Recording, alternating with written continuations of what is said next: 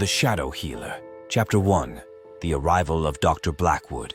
Dr. Victor Blackwood arrived in the small town of Ash Grove with little fanfare but a lot of intrigue.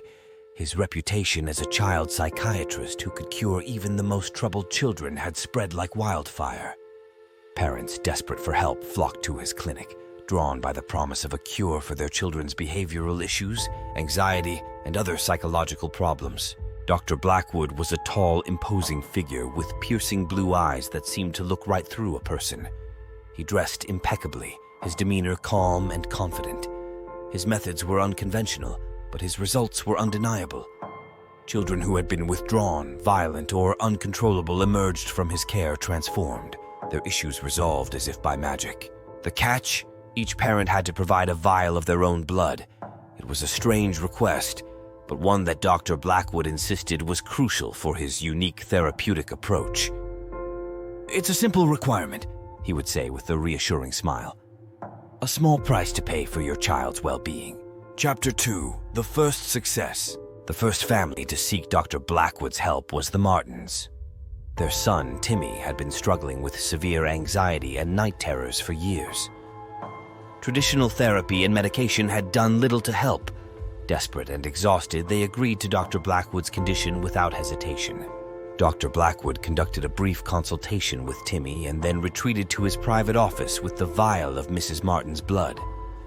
An hour later, he emerged with Timmy, who appeared calmer and more composed than he had in months. "Your son will sleep soundly tonight," Dr. Blackwood assured the Martins. And he was right. That night, for the first time in years, Timmy slept peacefully, free from the nightmares that had plagued him. The Martins were overjoyed and spread the word about the miraculous doctor. Soon more families followed. The Wilsons brought in their rebellious teenage daughter, Emily. The Carters sought help for their autistic son, Michael. Each time, Dr. Blackwood required a vial of the parents' blood and spent a solitary hour in his office before producing seemingly miraculous results. Chapter 3. The Skeptic. Not everyone was convinced of Dr. Blackwood's methods. Alice Cooper, a local journalist, smelled a story. She had always been skeptical of quick fixes and miracle cures, and Dr. Blackwood's success seemed too good to be true. Determined to uncover the truth, she began to investigate. Alice interviewed parents, teachers, and even some of the children who had been treated by Dr. Blackwood. The stories were all remarkably consistent. Troubled children transformed into well-behaved, happy individuals overnight. The only constant was the mysterious hour spent in Dr. Blackwood's office with the vial of blood. One evening, Alice decided to visit the clinic herself. Posing as a parent in need, she secured an appointment with Dr. Blackwood. During their meeting, she feigned interest in his methods, hoping to glean some information. But Dr. Blackwood was guarded, his responses vague and non-committal. After her session, Alice lingered outside the clinic, hoping to catch a glimpse of what transpired inside. As night fell, she saw Dr. Blackwood leave the building with a small locked case. Intrigued, she followed him at a distance, watching as he made his way to the outskirts of town. Chapter 4. The Discovery. Alice's heart raced as she tailed Dr. Blackwood to an abandoned warehouse. She watched from the shadows as he entered the building, her curiosity burning. After a few minutes, she crept closer and found a side door that was slightly ajar. Inside, the warehouse was dark and musty. Alice could hear Dr. Blackwood's footsteps echoing through the vast space. She followed the sound, moving cautiously. Eventually, she reached a dimly lit room where she saw Dr. Blackwood standing before an altar, surrounded by strange symbols and artifacts. On the altar were the vials of blood he had collected from the parents. Dr. Blackwood was chanting in a language Alice didn't recognize, his eyes glowing with an unnatural light. As she watched in horror, he poured the blood into a large, ornate bowl and continued his incantation. Alice realized with a jolt that Dr. Blackwood was performing some kind of dark ritual. The vials of blood, the symbols, the chanting, it all pointed to something sinister. She took out her phone and started recording, determined to expose the truth. Suddenly, Dr. Blackwood stopped chanting and turned to face her, his eyes locking onto her hiding spot. "I know you're there, Miss Cooper," he said, his voice calm and chilling. "Why don't you come out and join me?" Chapter 5. The confrontation. Alice's heart pounded as she stepped out of the shadows, her phone still recording. "What are you doing, Dr. Blackwood?" she demanded, trying to keep her voice steady. Dr. Blackwood smiled, but there was no warmth in it. "I'm simply helping these children, Miss Cooper, just as I promised." This isn't therapy," Alice said, gesturing to the altar. "This is dark magic. You're using the parents' blood for some kind of ritual." Dr. Blackwood's smile widened. "Very perceptive, Miss Cooper. Yes, I am performing a ritual, but it's not what you think. The blood is a conduit, a way to connect with the life force of the parents. It allows me to heal the children by transferring a small part of the parents' essence to them." Alice's mind raced as she tried to process his words. "But why the secrecy? Why the dark rituals?" "Because people fear what they don't understand," Dr. Blackwood replied. "If I told them the truth, they would never agree to it. But look at the results, Ms. Cooper. These children are healed. Isn't that worth a little secrecy?" Alice felt a chill run down her spine. "And what about the parents? What happens to them?" Dr. Blackwood's expression darkened. "There is always a price for healing, Ms. Cooper. The parents lose a small part of themselves, but it's a sacrifice they're willing to make for their children. And in return, their children are freed from their suffering." Alice couldn't believe what she was hearing. "You're playing God, Dr. Blackwood. You're tampering with forces you shouldn't be." "Perhaps," Dr. Blackwood said, his eyes gleaming. "But I'm also giving these families hope, something they haven't had in a long time." Chapter 6. The Revelation. Alice's mind was in turmoil as she left the warehouse. She knew she had to expose Dr. Blackwood, but she also felt a strange sense of conflict. The children he had treated were genuinely better. Could it be possible that his methods, however dark, were actually helping? Determined to find more evidence, Alice continued her investigation. She spoke to more parents, digging deeper into their experiences. She discovered that while the children improved, the parents began to suffer from unexplained illnesses and fatigue. Some even showed signs of severe depression and anxiety, mirroring the issues their children had once faced. The pieces started to fall into place. Dr. Blackwood's ritual was transferring not just the essence, but also the afflictions of the children onto their parents. The price of the cure was far higher than anyone had realized. Armed with this new information, Alice returned to the warehouse, determined to confront Dr. Blackwood one last time. She found him there, as if he had been expecting her. "Back again, Miss Cooper?"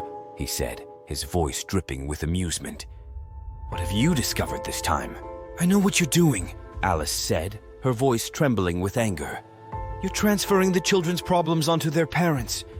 You're not curing them. You're just shifting the burden." Dr. Blackwood sighed. "You're only partially correct, Ms. Cooper. The ritual does transfer the afflictions, but it's not just about shifting the burden. It's about balance. To heal one, another must suffer. It's the way of the world." Alice felt a surge of rage.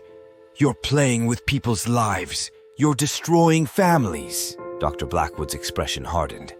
"I am saving children. If the parents must suffer for that, so be it." They agreed to the sacrifice. Alice couldn't believe his callousness. "They didn't know the full extent of the sacrifice. They trusted you." "And their children are better for it," Dr. Blackwood retorted. "Would you deny them that?" Chapter 7. The Unraveling. Alice left the warehouse, her mind made up. She had to stop Dr. Blackwood, but she couldn't do it alone. She reached out to the parents she had spoken to, sharing her findings and urging them to come forward. At first, they were reluctant, but as more and more parents shared their experiences, the tide began to turn. A small group of parents led by Alice confronted Dr. Blackwood at his clinic. "We know what you've been doing," one parent shouted. "You've been using our blood to perform dark rituals. You've been harming us to help our children." Dr. Blackwood remained calm, his eyes cold. "I've been helping your children as I promised. The rituals are necessary." The parents were furious. "You didn't tell us the truth. You tricked us." Alice stepped forward, holding up her phone. "I've recorded everything, Dr. Blackwood. Your rituals, your confessions, it's over." For the first time, a flicker of fear crossed Dr. Blackwood's face. "You don't understand," he said, his voice desperate. "The rituals are the only way to heal these children. Without them, they will revert to their previous state. The parents hesitated, torn between their anger and the fear of losing the progress their children had made. But Alice was resolute. "We can't let him continue," she said. "There has to be another way." Chapter 8.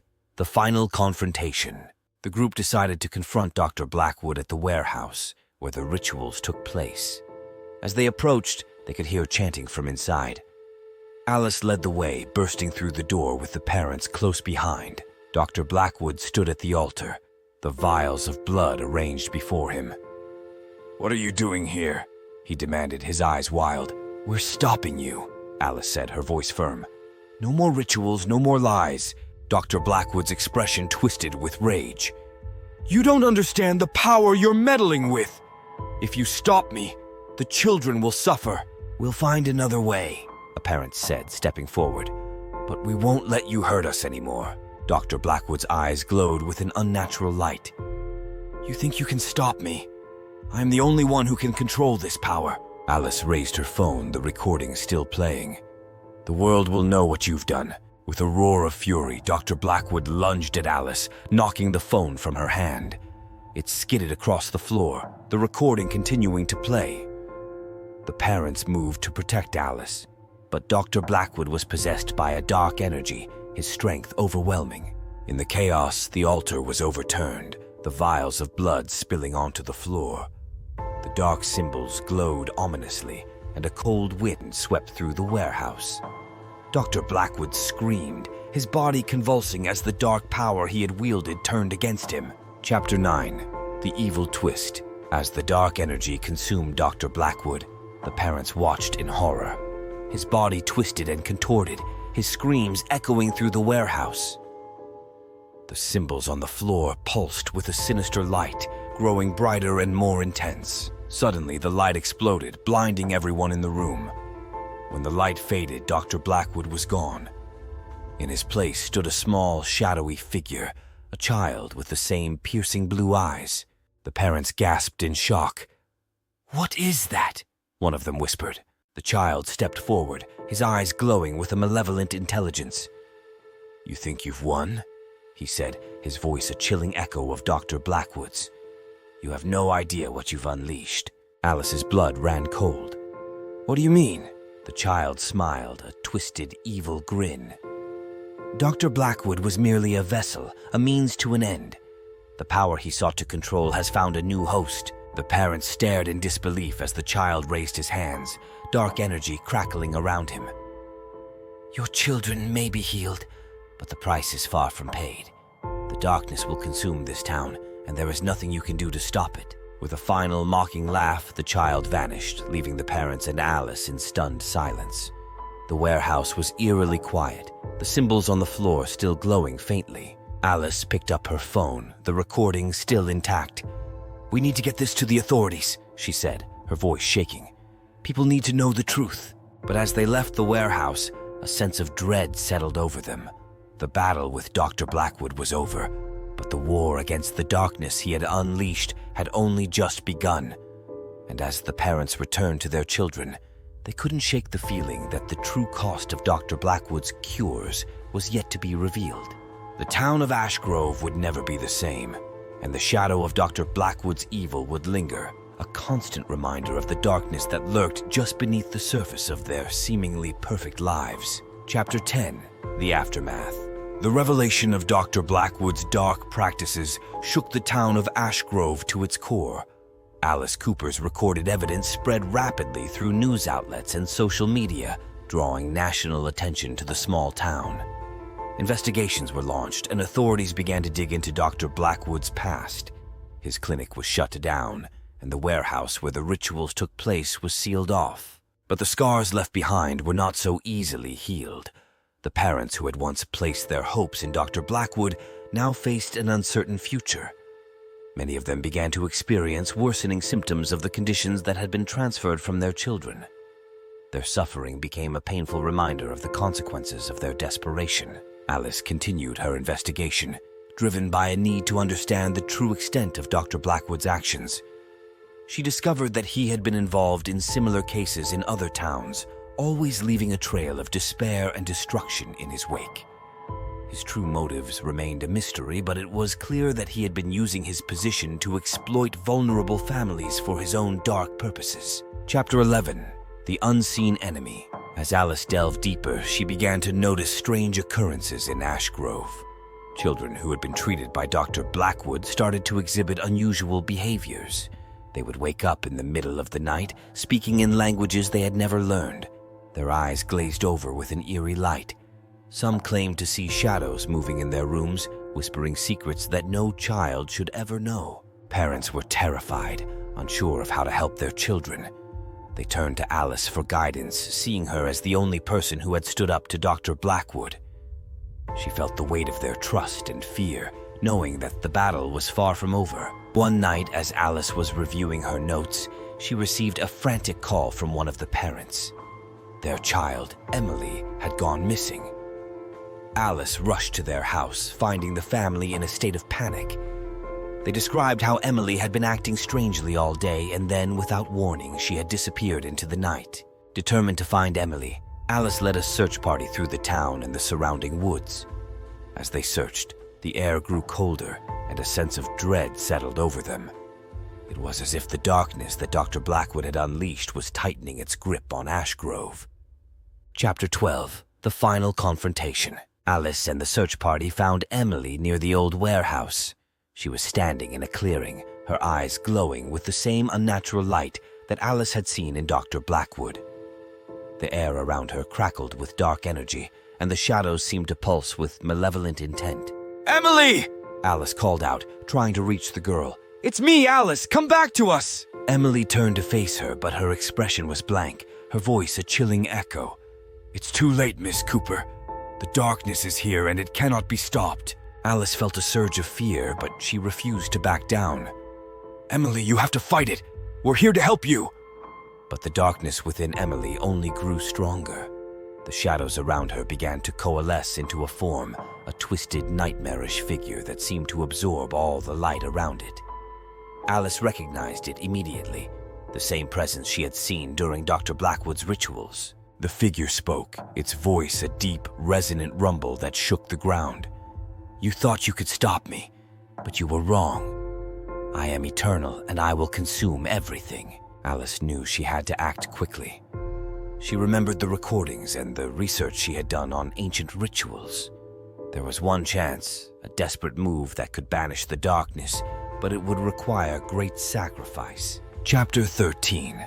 The Sacrifice. Alice stepped forward, her heart pounding. "If you want to take someone, take me. Leave these children and their families alone." The dark figure laughed, a sound that echoed through the clearing. "You think you can bargain with me? You are nothing but a mortal, powerless against my will." But Alice stood her ground. "I won't let you take them. I will fight you with everything I have." The figure paused, its form flickering. "Very well, Miss Cooper. If you wish to offer yourself, then so be it. But know this, your sacrifice will only delay the inevitable." Alice closed her eyes, summoning all her courage. She began to chant the incantation she had learned, drawing on the strength of the light within her. The darkness around her writhed and shrieked, but she held firm, focusing on the words and the power they invoked. As she chanted, a bright light began to emanate from her, pushing back the shadows. The dark figure roared in anger, its form dissolving in the brilliance of the light. Emily collapsed to the ground, the unnatural glow fading from her eyes. Alice felt her strength waning, but she continued the incantation, determined to banish the darkness once and for all. The light grew brighter, consuming everything in its path. With a final defiant scream, the dark figure was vanquished, leaving nothing but silence in its wake. Chapter 14. The Legacy. When the light faded, Alice fell to the ground, exhausted but victorious. The search party rushed to her side, helping her to her feet. Emily was dazed but unharmed, her eyes returning to their normal color. The town of Ash Grove began to heal, but the scars of Dr. Blackwood's evil lingered. The parents who had suffered continued to struggle, but they found strength in their community and in each other. Alice became a hero in their eyes, a symbol of hope and resilience. She continued to write about her experiences, using her platform to raise awareness about the dangers of quick fixes and miracle cures. She urged people to question and investigate, to never blindly trust those who promised easy solutions. But the battle had taken its toll on Alice. She knew that the darkness she had faced was not truly gone, only banished for a time. She remained vigilant, always aware that the evil could return. And in the shadows of Ash Grove, a small, sinister figure watched and waited, its piercing blue eyes gleaming with the promise of vengeance. The legacy of Dr. Blackwood lived on, a constant reminder that the fight against darkness was never truly over.